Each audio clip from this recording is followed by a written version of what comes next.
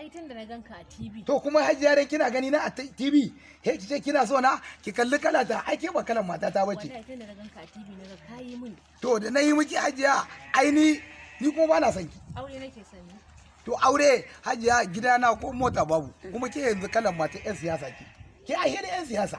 Ba magana yan siyasa. Wallahi ke mata yan siyasa ce. Ni dai kayi mini. Ke ni fa bari in gaya miki, wallahi ba aure ki zan ba. Kin hada kanki da aiki. Billahi allazi la ilaha illa huwa, kin gama yanzu maganar da ake yanzu zuwa zan je in saro rake. Kaso yan rake zani. Ni dai ko ina za ka je ni dai kai mun saboda tun da na ganka a TV na ji duk duniya. To da kika ganni a talabijin kuma da kika ganni a TV kuma shikenan he ki mato akan so na.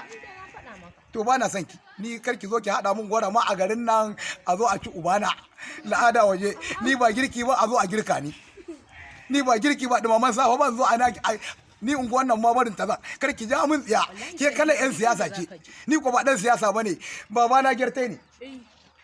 Ko haka zaki aura? Ai a haka da mu. Alquran billahi la ilaha illa kika aura kin ga gidana da yunwa zaki rasu. Billahi la da yunwa zaki rasu. Ki aure da fa kina sani. Kai hajiya kin ga tafiya ta wallahi ba